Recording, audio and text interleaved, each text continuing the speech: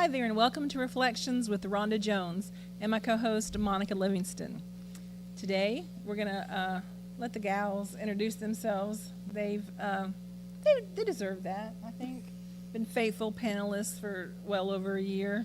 It's time they branch out. I'm Kimberly. All right. As a matter of fact, we're going to let Kimberly start off today with, it's sort of a follow-up, I would say, to some conversations we had concerning Pakistan. Or if you really want to say it, Pakistan. I don't know. I feel weird. I don't know. I say Pakistan. Pakistan? But I'm from the deep south, so it could be that Pakistan. that's incorrect. Do you say Hawaii too? I say Hawaii. Hawaii. I don't know. I tell you why I'm laughing, and it's sad, and it just shows you probably some ignorance on my part. I don't know. I say New Orleans. Probably like some one word. ignorance on my part. No, that sounds good. But like if I'm trying to say something, and it's a foreign word, I feel weird saying it that way because I'm not of that persuade. You know, I sound artificial. Right. I don't know. Does anybody else have that? Sure. It's Right. foreign language, yeah. It's going to feel uncomfortable. No, I don't. It's not that it's uncomfortable. I feel like a fake. That's what I'm trying to say. That's the weirdness of me. I feel like I'm a fake saying it, you know, Pakistan. And then Pakistan. It just sounds funny. You're going along in a conversation, Pakistan. It just sounds funny. Whoop, whoop, whatever. That's me. Anywho, Kimberly? Yes. Lead us off, please, sister. We had seen the clip of the show where the family got a baby girl, and we were all concerned that children were being given away as prizes, but then we discovered that in Pakistan that baby boys are preferred to baby girls. And it just so happened that not this Friday, but Friday past, we heard this clip that we're fixing to play that addresses this issue.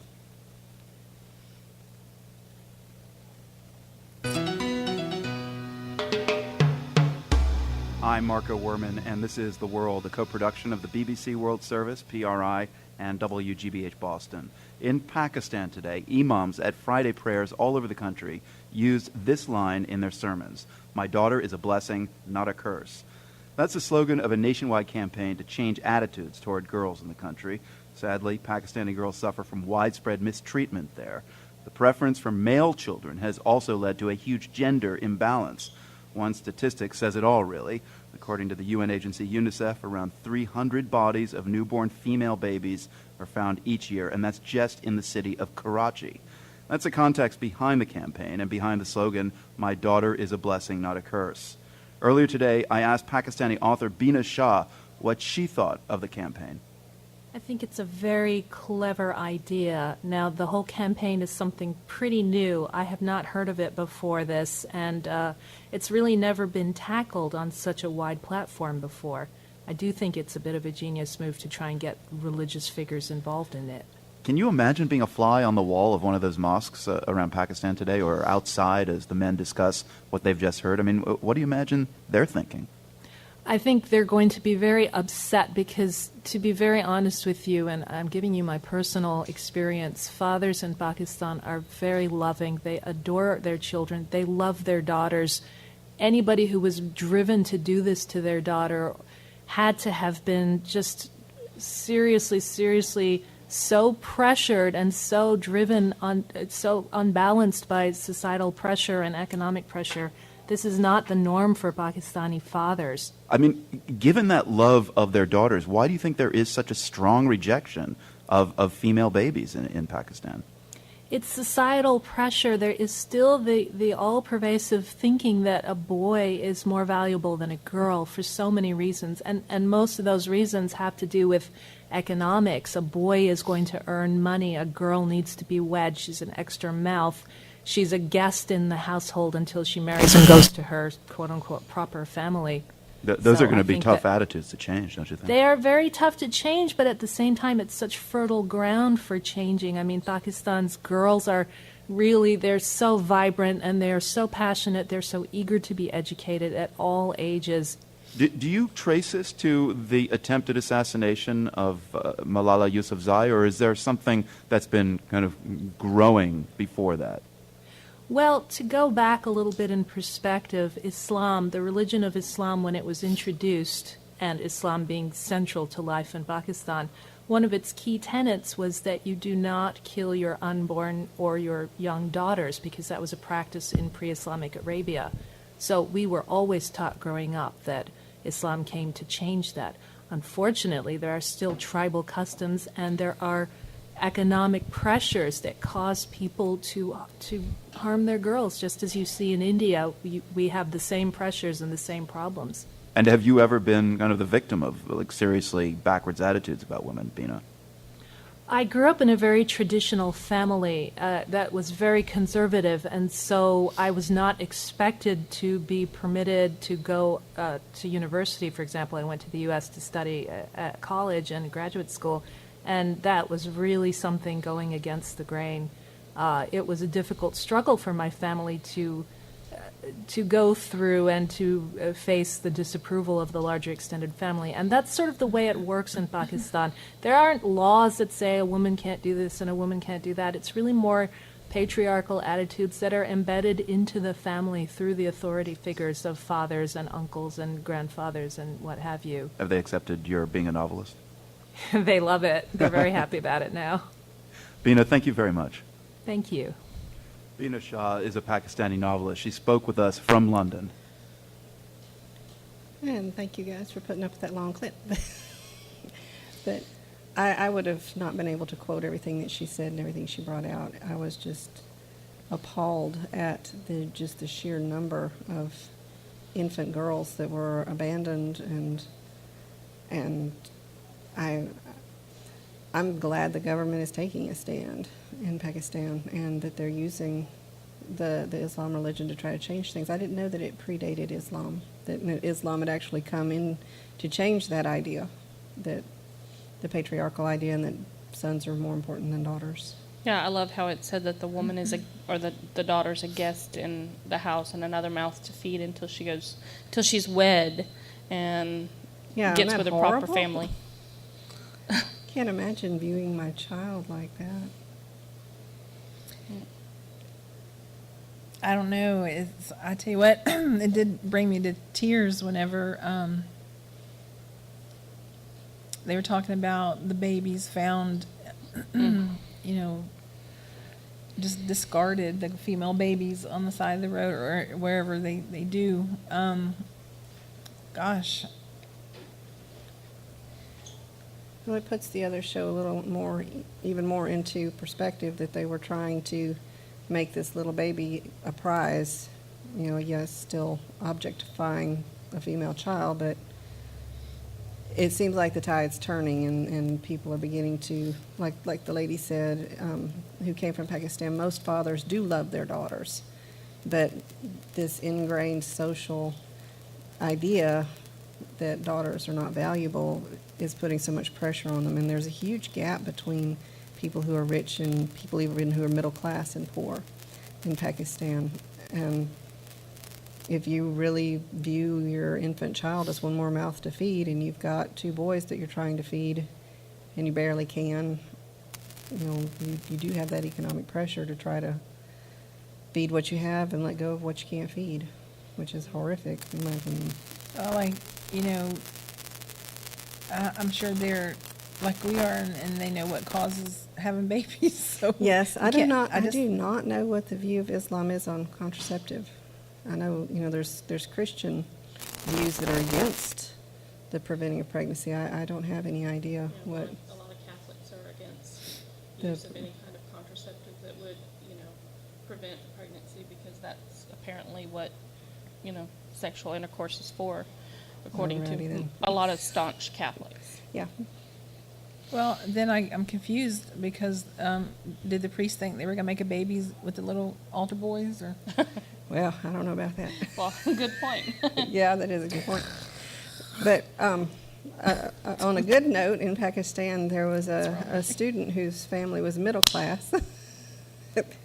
Middle class and not wealthy, but middle class. Yeah. And he had a college education, and he noticed when his mother's maid came to clean the house with all her children that her children just sat. And there is free public school available. But he talked to the lady, and she said that she didn't feel comfortable sending them there because there's things taught there. There's pretty fanatical religious things taught. And so she just kept her kids with them. And she said, besides, they need to learn how to do this menial work because that's all they have to look forward to anyway. And so he went into the shanty town where she lives, and he started a school there, specifically targeting children who are poor. And he said at first people were skeptical because they just could not believe that someone would just do this out of kindness. And they began to be afraid that he was giving their children school supplies, trying to bribe them away from their families. And for a while, people stopped sending their kids. They were just afraid. Wow. And it took a while for them to accept that he just wanted to make a difference. And now he's got children that are learning in a situation where they wouldn't have had that opportunity. That's fabulous. What do you think, Ruthie? Yeah, we need more people that does that. Yeah. Just All around the other world. art. Yeah, all around. Yeah, not just in one country. Yeah. It just takes, a simple idea. Everything doesn't have to be so complicated and I don't want to say organized because organization is very important, but sometimes you just start out with a little shack and, 5 tires, let 5 kids sit on it, and it just builds and builds and builds, and I think that's marvelous. You don't have to, do a bunch of great things, but you can do one thing greatly, and we need to start doing more of those things. Monica, what's on your mind today?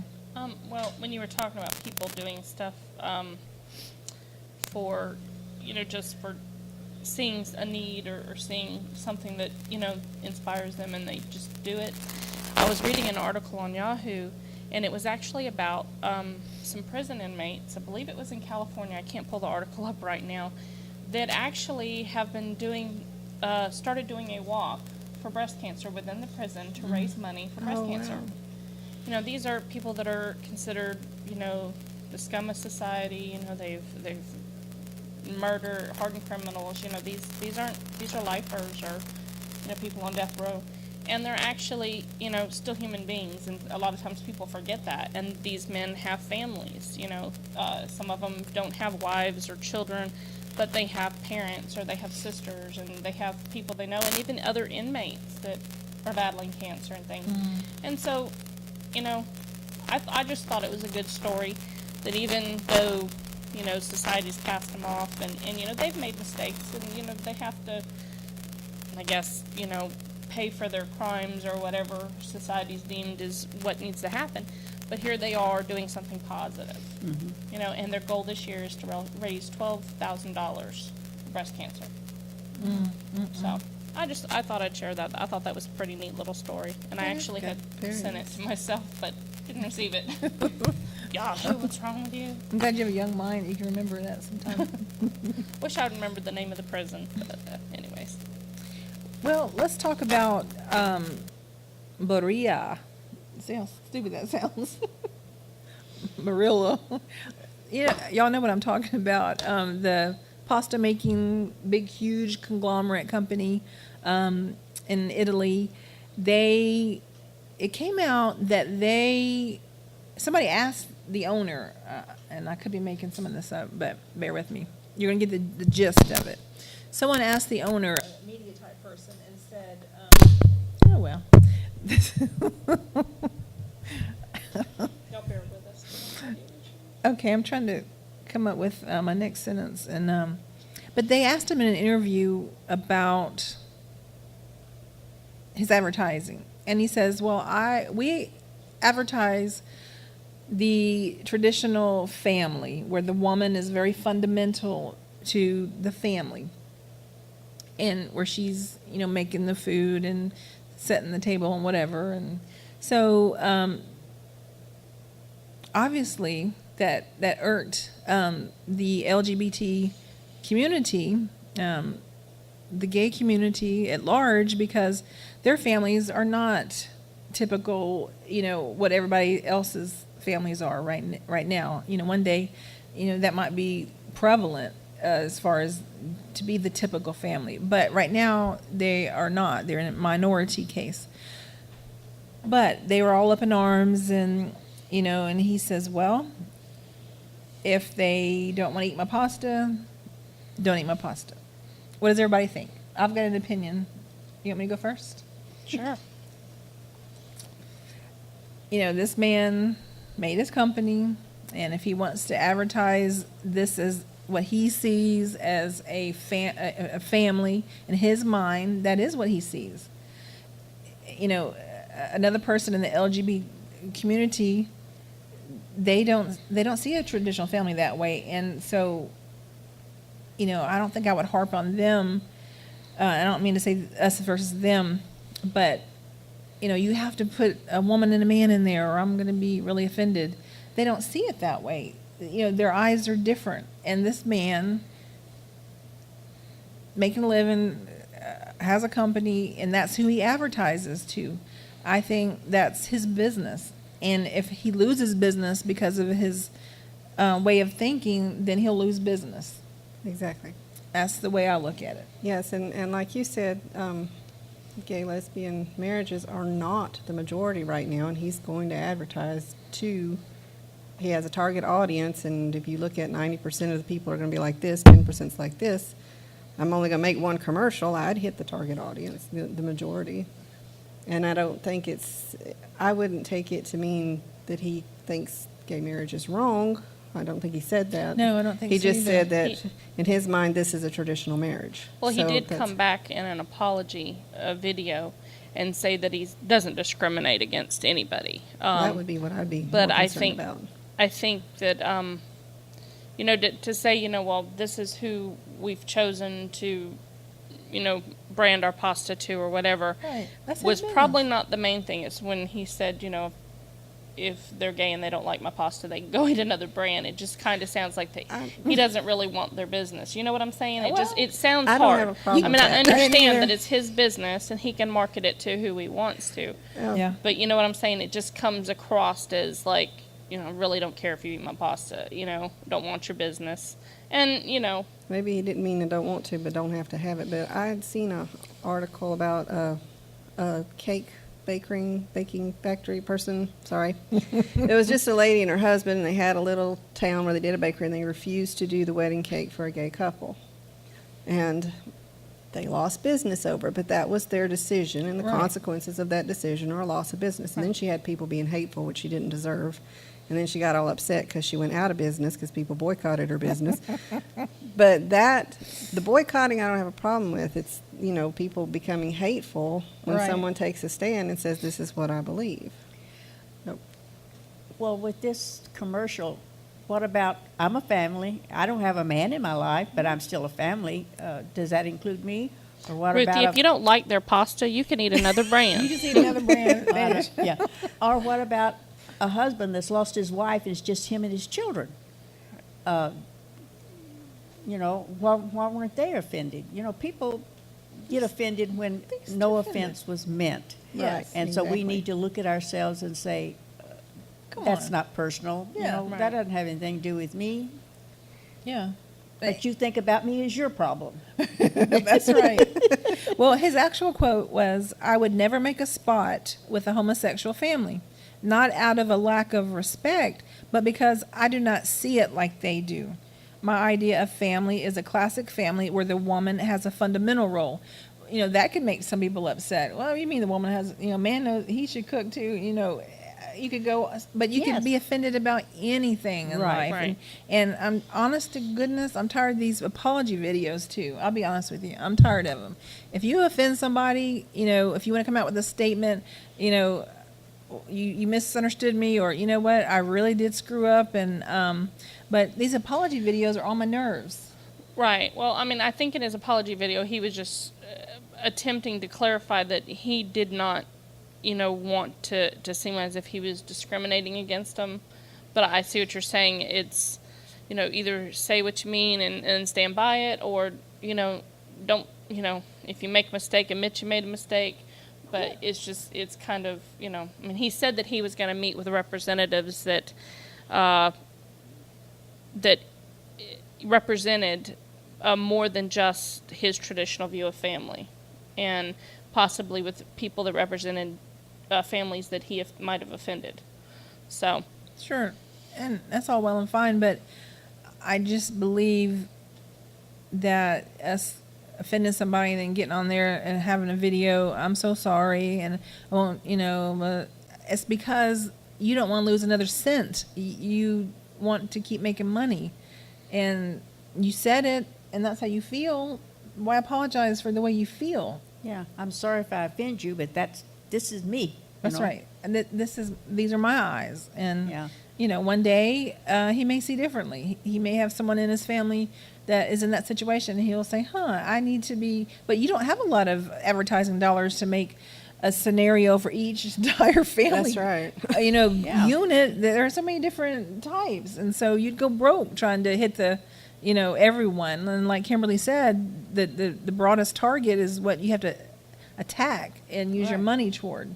And right. so, and every product is geared towards, a certain demographic, whether, like if it's a certain makeup brand, it's geared towards a certain age group or certain ethnicity, because of the skin tones, Right. or hair products, that are geared towards, African American people versus, us white folk, you know what I'm saying? It's Right. just, you have the person you're geared to. Now with food products, it's more towards the general population, but like you said, it has to do with what's more of the general population. But, like I said, I think the offense was taken possibly, just looking for something to be offended by. Yeah. But then when you say, oh, well, if they don't like it, and they go eat another brand, Yeah. that may be true that they can, but to come out and say that seems like kind of in your face, I'll So, give him a but, high five for that. Yeah, I do. Well, apparently he second-guessed it, or somebody in his I company know. did. I'm sure the accountants did. Probably. It's PR people. Yeah, absolutely. Okay, moving forward, let's talk about, you have something or other. Yeah, I saw an article on Yahoo as well this week that was about a little boy that had went to school, and in his backpack was an item that he had won, like at a place kind of like Chuck E. Cheese or Fast Eddie's, these little arcade and game fun places where you get tickets for playing skee ball and different games, and you take it up there and you get a prize. What he got was about a quarter-sized gun of some kind on a keychain. And he had it in his backpack at school, and it fell out. Another kid started waving it around, and then a teacher saw it, grabbed it, confiscated it, and the boy who owned it has been suspended. Not the kid that was waving it around, but the boy who owned it and it belonged to.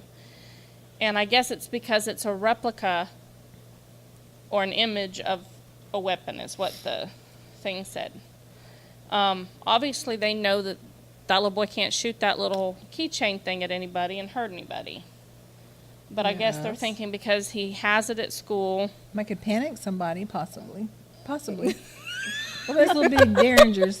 I don't care. If a rule says do not bring the likeness of a gun Is there or blah, a blah, blah, rule that says don't that? bring the gun to school. Okay, well, there's another article. What about Is the there? two boys that are playing with an airsoft gun in their front yard? Their own private property. Well, not theirs, their parents, whatever, but their own private property. And they're playing with just a little Nerf gun type thing, where, airsoft gun, in their front yard, and they're suspended because their property is right near where a bus stop is. They're in their front yard. They're not on school property with these guns. They're in their front yard. But because one of the kids has had trouble before, not necessarily with guns, but he's a boy and stays in trouble, he's suspended. They're suspended on their own property. I mean, I could see if he was standing at the bus stop and not in his own yard, and he was pointing it at a kid, maybe.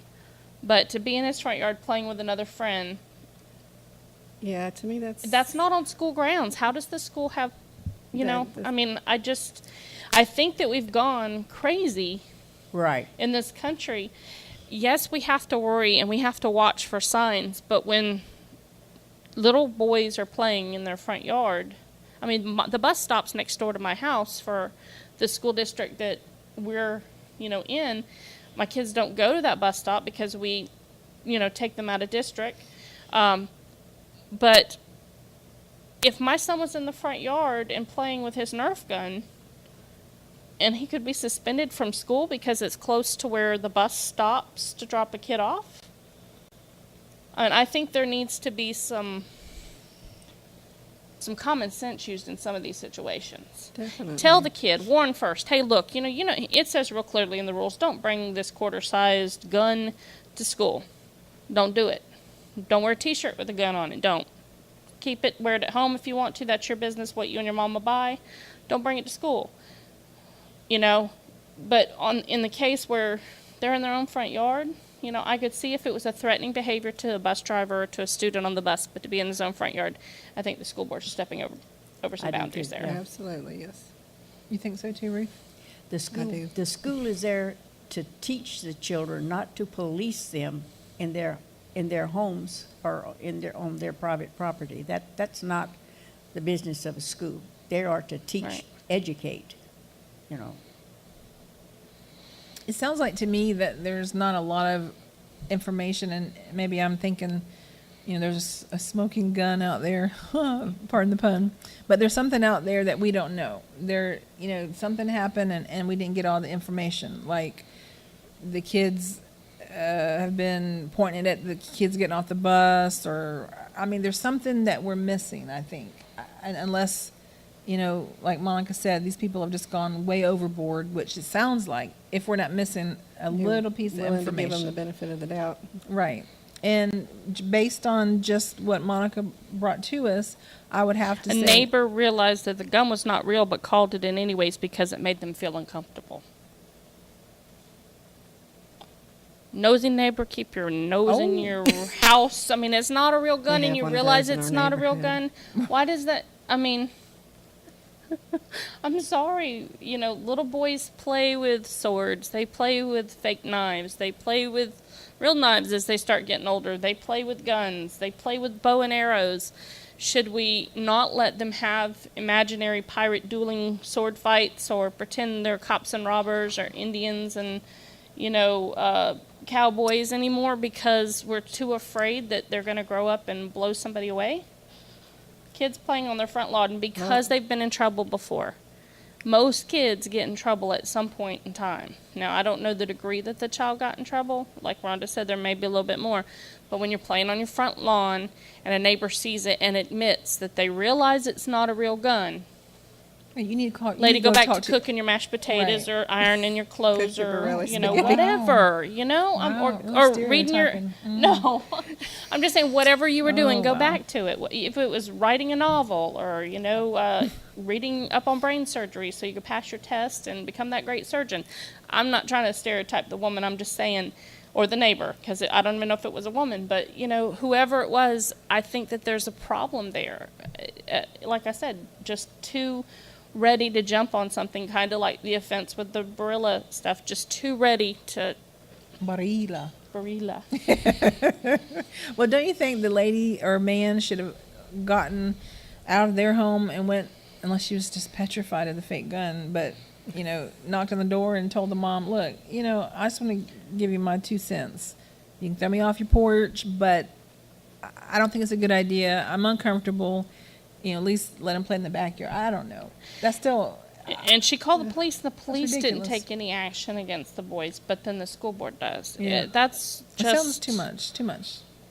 Well, you have another article that we need to discuss concerning something like this, but concerning a man, actually, a Sikh, S-I-K-H, right? Yeah, let me find it again. Oh, for the love of Hope I Pete. didn't lose it.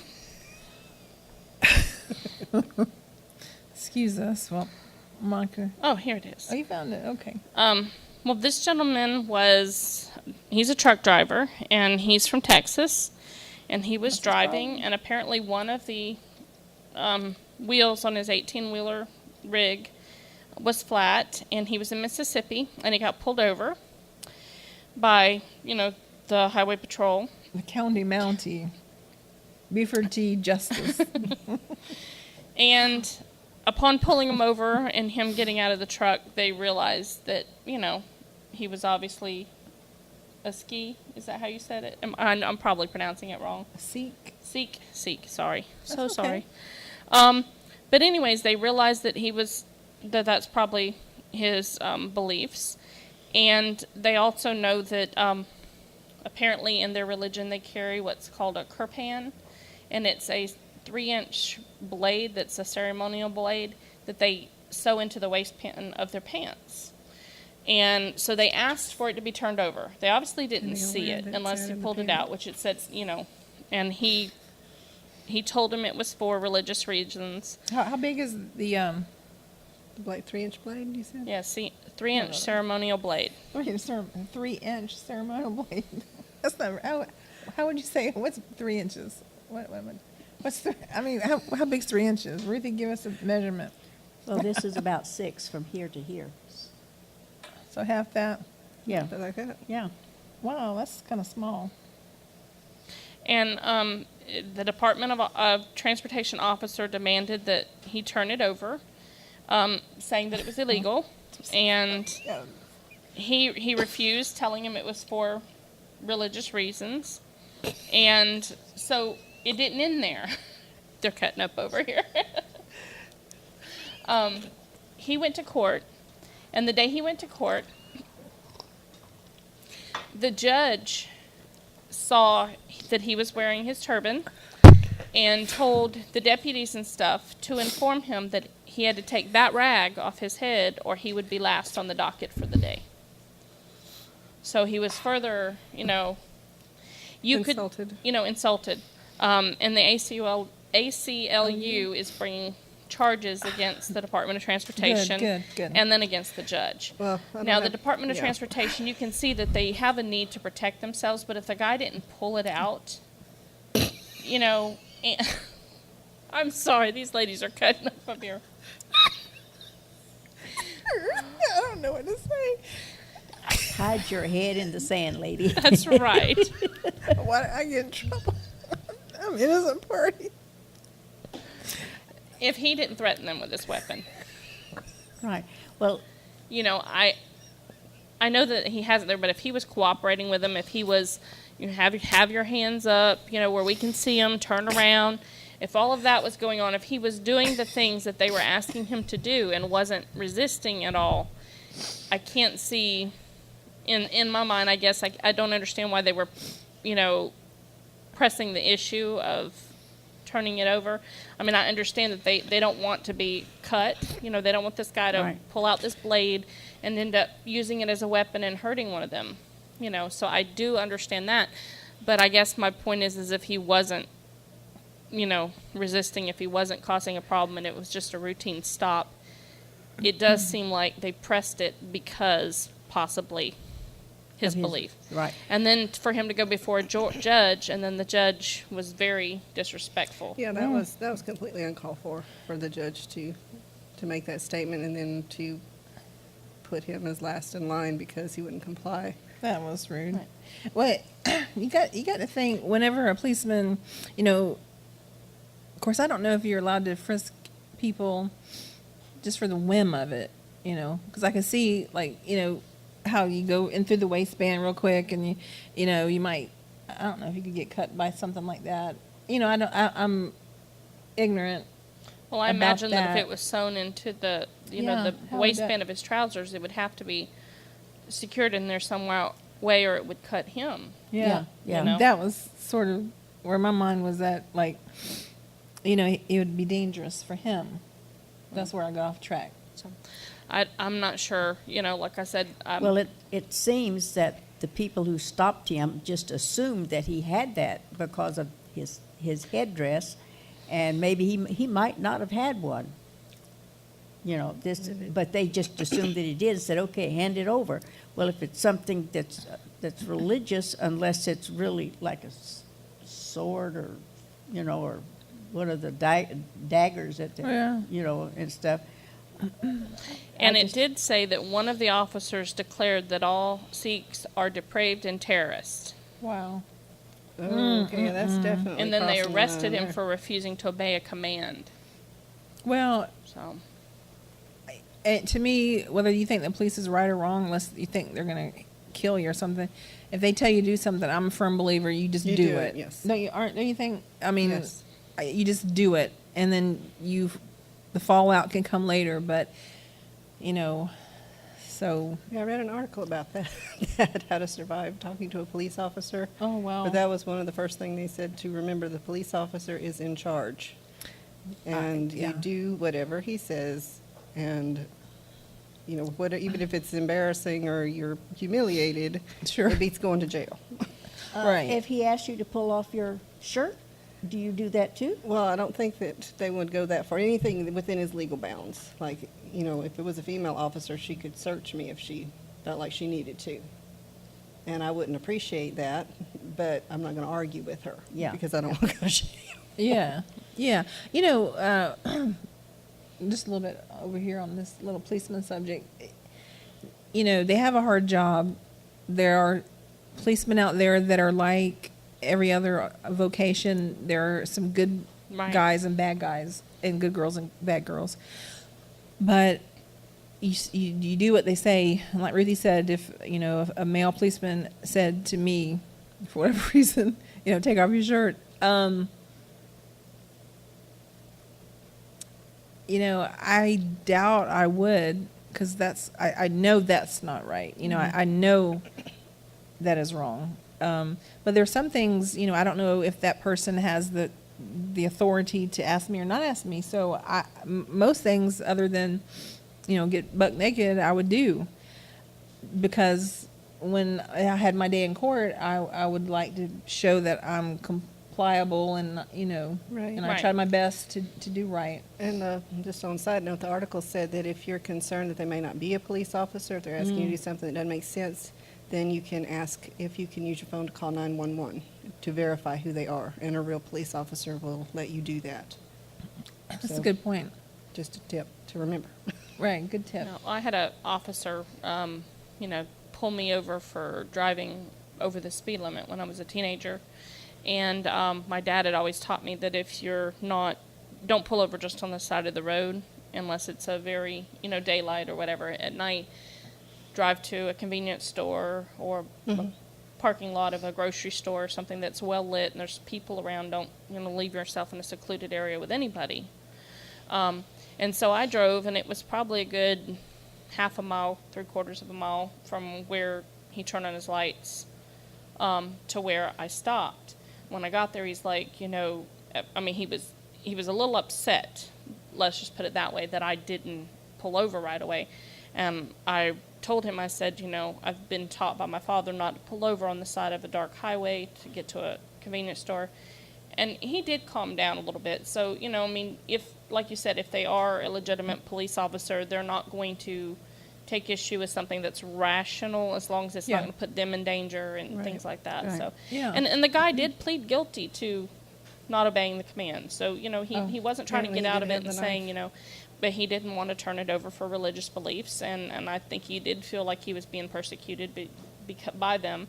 And then, of course, Definitely go by to the judge. by the judge. There's just hands down if the judge is going to know that it's called a turban, or even if he said, he needs to take that His thing off his head would headdress sound off, better or- than that rag, because we Yeah. all know that that is a common term that they use, racial slur towards, people that do wear turbans of rag heads. I mean, we've heard that, So it's very sad that, he was treated that way.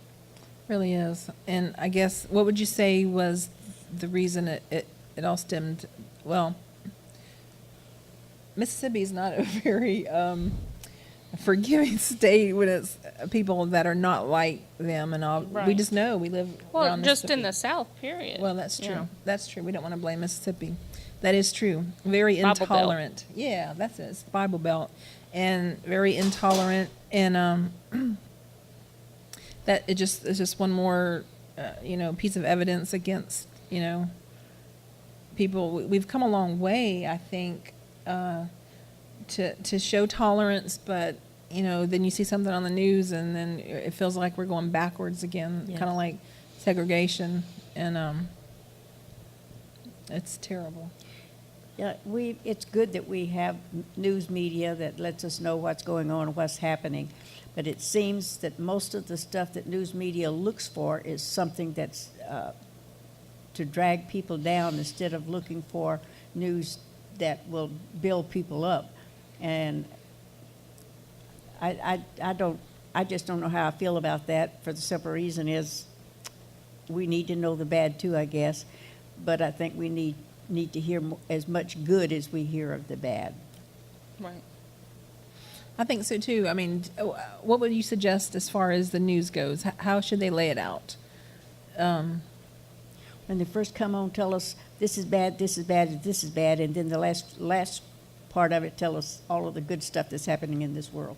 Yeah. You know, Leave it on a positive note. right. Yeah. Right. Absolutely. Started on a positive, ended on a positive. That Could would be. Put the bad in the middle. Put the bad in the middle. Sandwich it in between. Yeah, that would Yeah. that would be good. Condense it down. I think so too. Make it this big. a little bit. What do y'all feel about dressing up your pets for Halloween? I know my husband would shoot me.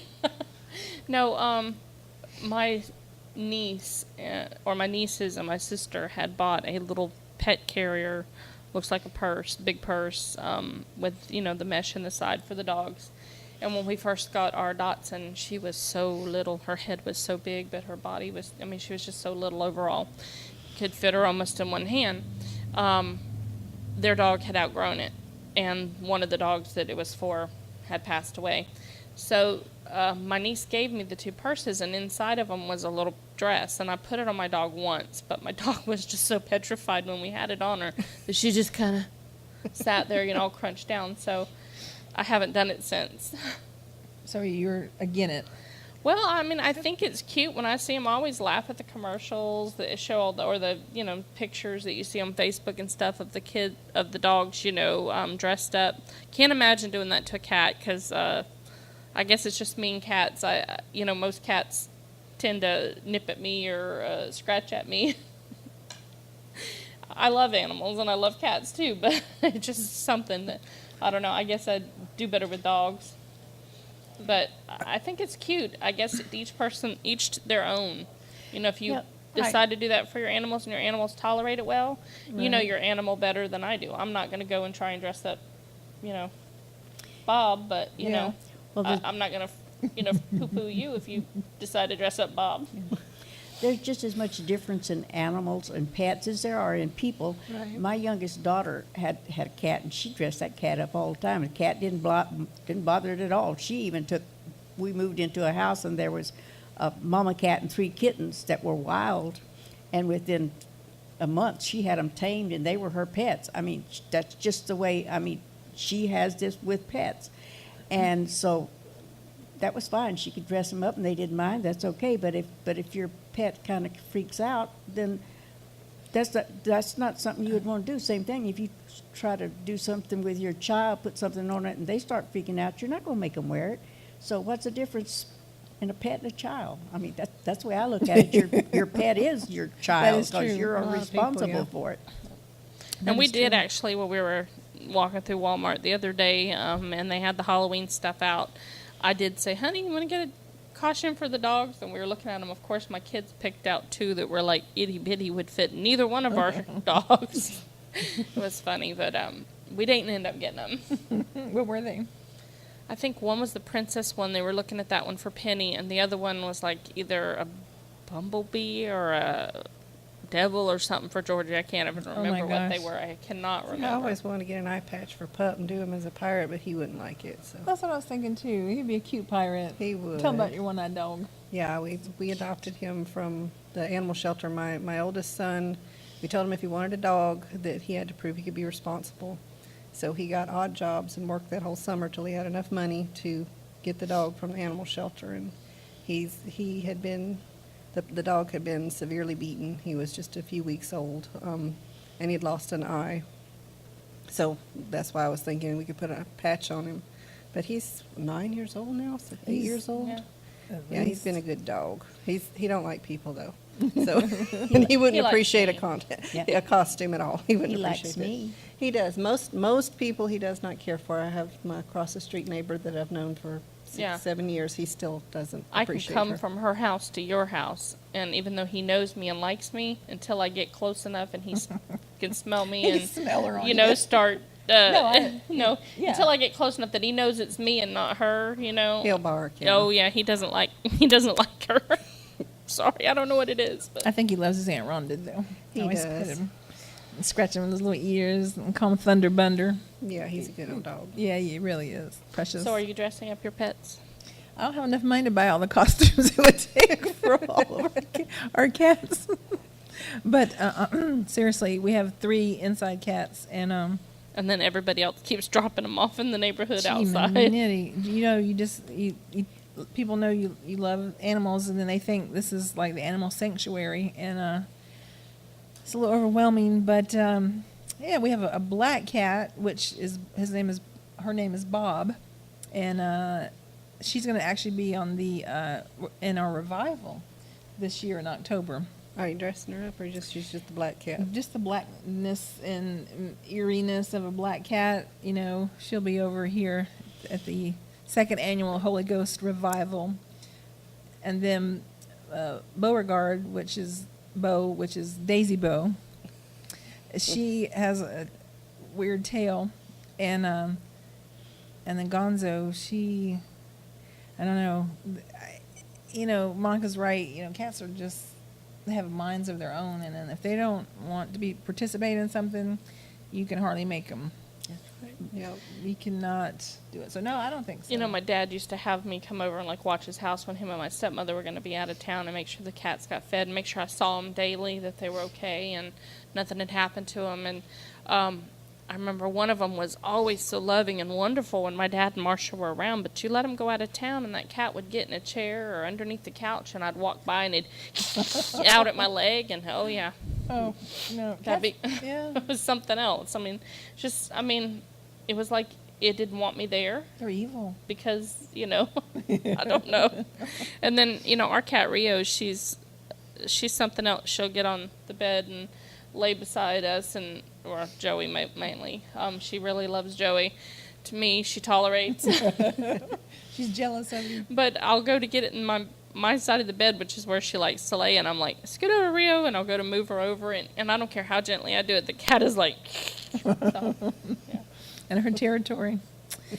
Well, we have got to end this. Tonight I want to let you know that on the Unconventional Pastor time slot at 7 p.m., Bob is going to be having Dr. John Shook on his show.